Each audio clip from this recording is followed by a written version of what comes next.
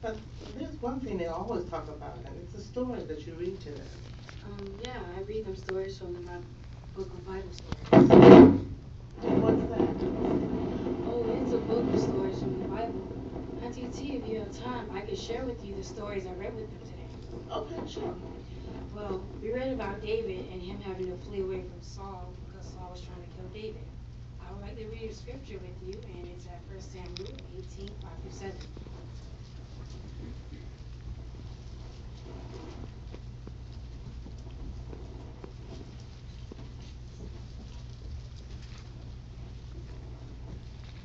And David began going out.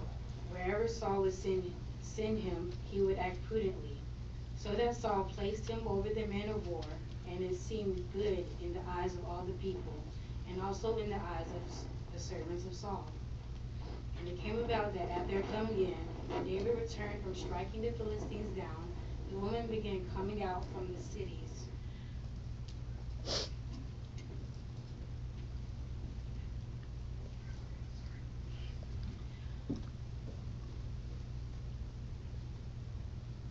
And it came about that at their coming in, when David returned from striking the Philistines down, the women began coming out from all the cities of Israel with song and dance to meet Saul the king, with tambourines, with rejoicing, and with lutes.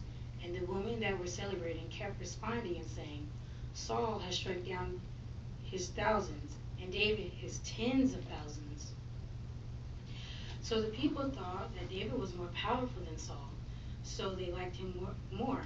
And if we continue to read at 1 Samuel 18:8-9, it says, And Saul began to be very angry, and this saying was bad from his viewpoint, so that he said, They have given David tens of thousands, but to me they have given thousands, and there is yet only the kingship to give him. So Saul was jealous that so many honors was being given to David. But do you know who wasn't jealous of David? Actually, Seana, I don't know. It was actually Saul's son Jonathan. And if we look back in the Bible at 1 Samuel 23:16-18, and could you read that? Oh, okay. 23:16-18. Yes. It said, Jonathan, the son of Saul, now rose up and went to David at Horsh, that he might strengthen his hand in regards to God. And he went on to say to him, Do not be afraid, for the hand of Saul, my father, will not find you, and you yourself will be king over Israel, and I myself become second to you, and Saul, my father, also has knowledge to this effect. Then the two of them concluded a covenant before Jehovah, and David kept dwelling in Horsh, and Jonathan himself went to his own home. So it said that Jonathan wasn't jealous that God wanted David to be king. Don't you think he showed a great style of humility? Yes, he really did show a lot of humility, but I have a question, but why wasn't he jealous?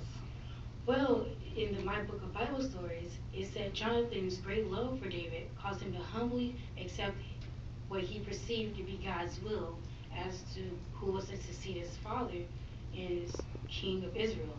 So I was sharing with the kids that when someone is handed a very important task, we shouldn't be jealous of them like Saul, but we should be encouraging and supporting like Jonathan was to David.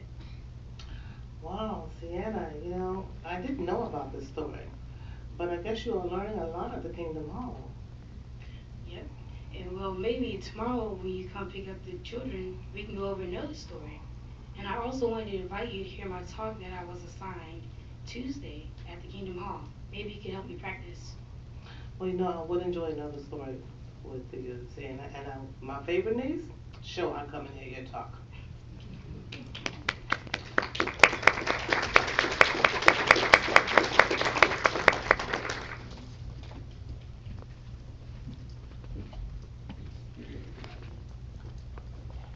Thank you, Sister Edwards and Sister Jenkins, for assisting.